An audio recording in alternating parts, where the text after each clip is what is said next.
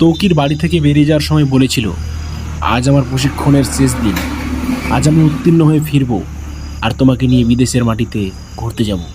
আজ যদি আমি বিমানটাকে আকাশ থেকে ভালো মতো ল্যান্ড করতে পারি তবে আমি একজন সার্টিফাইড পাইলট হিসাবে উত্তীর্ণ হব। তবে তার সম্ভব হয় না। 1:18 তৌকিরের জীবনের সব স্বপ্ন শেষ হয়ে যায়। ঘটনা শুনে কান্নায় ভেঙে পড়ে তৌকিরের স্ত্রী আসরা হোসাইন। সে বারবার বলছিল তৌকির উত্তীর্ণ হয়ে ফিরবে আর আমায় নিয়ে ঘুরতে যাবে, এ কথা বলেছিল। আরো নানা রকম কথা বলে সে কান্না করছিল। এই তো 6 মাস আগে তাদের বিয়ে হয়েছিল, কিন্তু এর মাঝেই সব শেষ হয়ে গেল।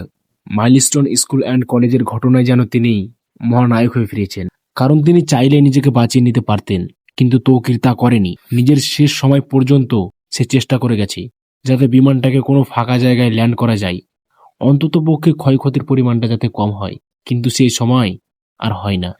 বিমানটি মাটিতে লেটিয়ে যাওয়ার 1 মিনিট আগেও তৌকির বারবার কন্ট্রোল রুমে বলেছিল, বিমানের ইঞ্জিন কোনো কাজ করছে না, বিমান আমার কন্ট্রোলে নেই, প্লিজ আপনারা কিছু করুন, বিমান মাটির দিকে নেমে যাচ্ছে, আমি কি করব বুঝতে পারছি না, প্লিজ আপনারা কিছু করুন।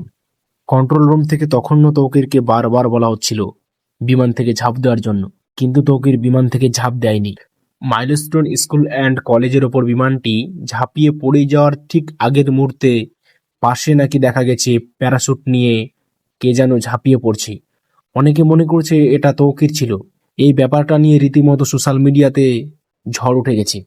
তো এই কথাটা কতটুকু সত্য আর কতটা মিথ্যা, এর খবর পেলে নিশ্চয়ই আমি আপনাদের সামনে নিয়ে আসবো। শেষমেশ বিমানটি কন্ট্রোল হারিয়ে মাইলস্টোন স্কুল অ্যান্ড কলেজের উপর লেটিয়ে পড়ে।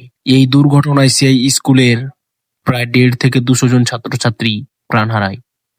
আজকের এই মর্মান্তিক ঘটনা সত্যি চোখে দেখার নয়। কেন এমন বিমান দিয়ে প্রশিক্ষণ দেওয়া হয় যে বিমানের মেয়াদ নাকি আজ থেকে 30 বছর আগেই শেষ হয়ে গেছে? আর কেনই বা এমন জনবিস্তীর্ণ এলাকায় প্রশিক্ষণ দেওয়া হয়? বাংলাদেশের মানুষের কি কোনো দাম নাই সরকারের কাছে, যার জন্য আজ শত শত মায়ের কোল খালি হয়ে গেল, যার জন্য আজ একটা পরিবার নষ্ট হয়ে গেল? তৌকিরের মৃত্যুতে তার শিক্ষক দুঃখ প্রকাশ করেছেন, নানা রকম কথোপকথা স্মৃতি। তৌকিরের ঘটনা শুনে তার শিক্ষক ছুটে যায় তার রাজশাহীর বাড়িতে। সেখানে গিয়ে তিনি দুঃখ প্রকাশ করেন। তৌকির পড়াশোনায় খুব মেধাবী ছিল, তার সাথে তার ব্যবহার মুগ্ধ করা ছিল।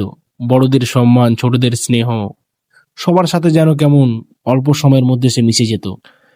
আজ তৌকিরের মৃত্যুতে তার ফ্যামিলি সহ পুরো বাংলাদেশের মানুষ আফসোস করছে।